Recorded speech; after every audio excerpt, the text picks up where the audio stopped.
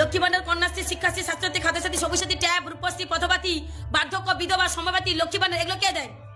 BJP সরকার দেয়, তৃণমূল সরকার দেয়। তাই সব কটা ভোট শুধু তোমার ভোট নয়, তোমার পরিবারের ফুল ভোটটা তৃণমূলের বোতামে গিয়ে দেবে। কর্ম করে যাও, ফলের আশা করো না। আরে কর্ম করে যাও, ফলের আশা করো না। যত যাই করে নাও না কেন, আমাদের রাজ্যে সরকারি চাকরি হবে না। তো হ্যালো বন্ধুরা, কেমন আছো সবাই? আশা করছি সকলে খুব ভালো আছো। হ্যাঁ, আমিও খুব ভালো আছি। তো চলে এসেছি আজ আবার একটা নতুন ভিডিও নিয়ে। আগের যে পর্বটা নিয়ে এসেছিলাম তোমরা অনেকেই পছন্দ করেছো, তাই আজ চলে এসেছি তারই পার্ট 2 নিয়ে।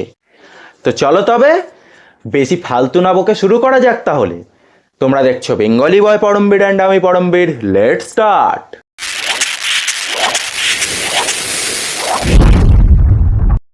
আমাদের স্বামীর এরকম ভাবে মানে চিন্তা করেনি যে একটা বইদের মাস গেলে মাসে হাত খরচা দরকার, সেটা দিদি ভেবেছে। এর থেকে উপকৃত দিদির কাছে আমরা আর কিছু। হে ভগবান, এই সব ভুলভাল নারীদের নজর থেকে তুমি রক্ষা করো আমারে। হে ভগবান, এই সব ভুলভাল নারীদের নজর থেকে তুমি রক্ষা করো আমারে।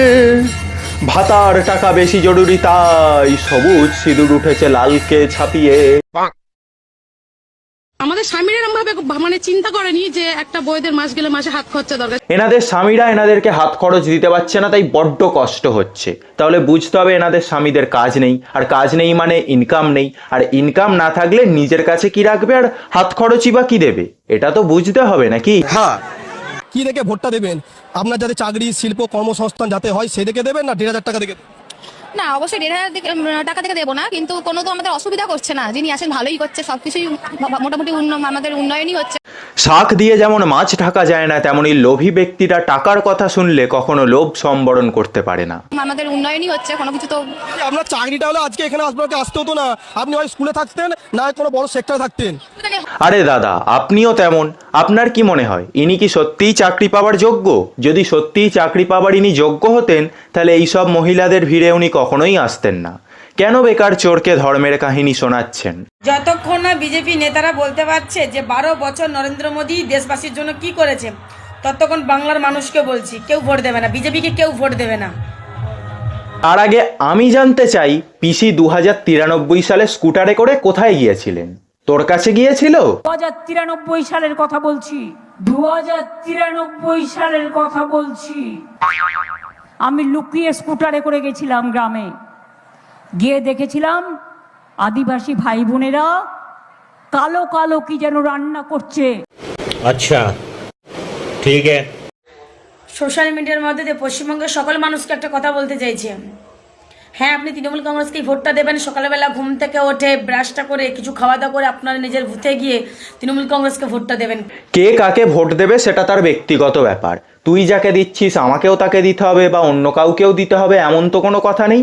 মানুষ স্বাধীন, তাই কে কাকে ভোট দেবে সেটা তার নিজস্ব ব্যাপার। তোর এত মাথা ব্যথা কিসের রে? হ্যাঁ, তোর এত মাথা ব্যথা কিসের?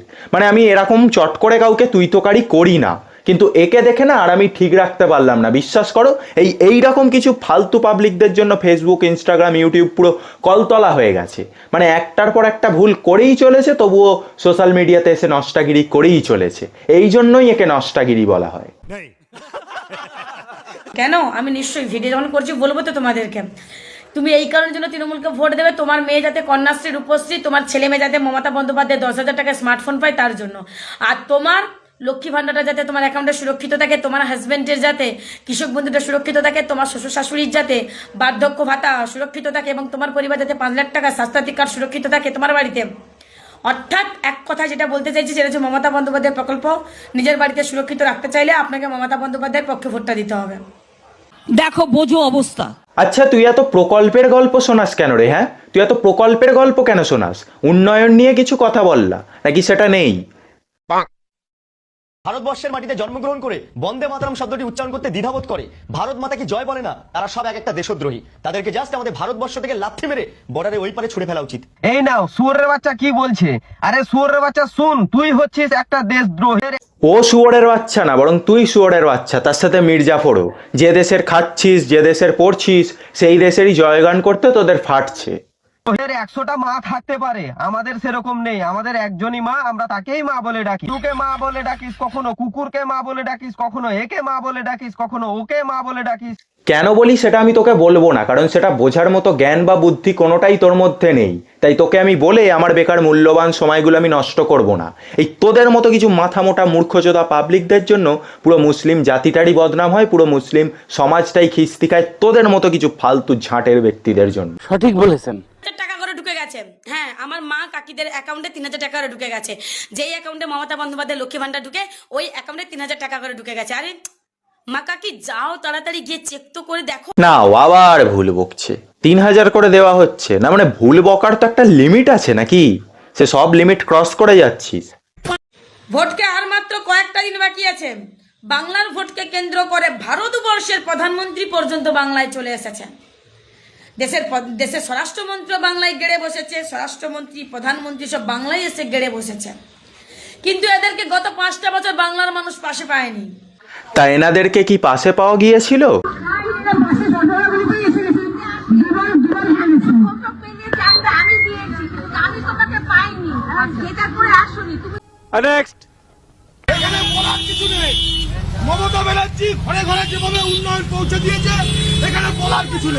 কাকিমার সবুজ লেগিংস পরে ওপরে জোড়া ফুল এঁকে আর নিচে জোড়া কুল নিয়ে কাকু নেমে পড়েছেন ভোটের প্রচারে। বাংলায় দিদি ছাড়া আমরা কাউকে চাই না। জয় বাংলা, জয় বাংলা। হয় হয়, শরীরে বাংলার ওভারডোজ হয়ে গেলে বা বাংলা বেশি পড়ে গেলে এমনই সাইড এফেক্ট হয়। একটা খবর তোমরা কজন শুনেছো আমি জানি না, তবে একটা ভয়ানক খবর সামনে এসেছে। আমাদের রাজ্যে কেউটের থেকেও মারাত্মক বিষধর একটা সাপ চলে এসেছে, যে সাপটা একবার কামড়ালেই পুরো ছবি ছবি ছবি ছবি ছবি ছবি ছবি ছবি ছবি ছবি ছবি হয়ে যাবে পুরো। এমন মারাত্মক বিষধর, এমনকি যদি একটা করে তাহলেই ব্যাস পুরো হু হয়ে যাবে।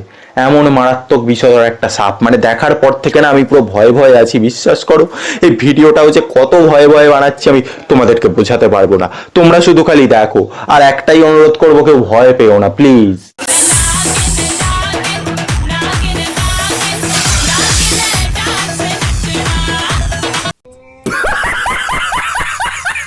তাহলে বুঝতে পারছো তো কত ভয়ানক সাপ একটা প্রচারে নেমেছে। কি জানি এইসব সাপগুলোকেও হয়তো প্রচারের সময় দেখা যায়, মানে যত রং তামাশা সব তো ভোটের প্রচারের আগেই হয়। তারপর 4.5 বছর বা বাকি 5 বছর আর এনাদেরকে দেখা যাবে না, শুধু এই কিছুক্ষণের জন্যই দেখা যাবে। ये बड़ी अच्छी बात कही आप।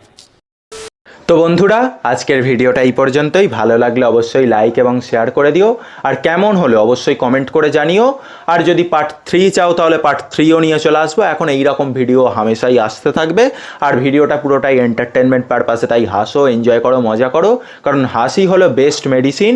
আর আমি তো ডাক্তার নই যে তোমাদেরকে মেডিসিন দেবো, আর বর্তমানে যা ভেজালের যুগ, সেই মেডিসিনটাও যে দেবো দেখা যাবে অন্য কাজ করে দিল বা উল্টো এফেক্ট ফেলে দিল, তখন তো আমাকেই ধরে মারবে আর কথা শোনাবে।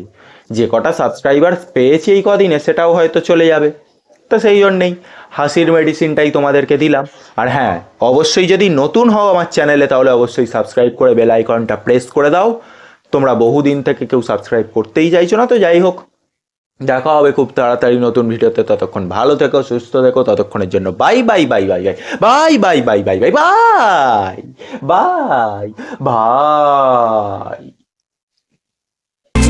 দেখা হবে বন্ধু, দেখা হবে।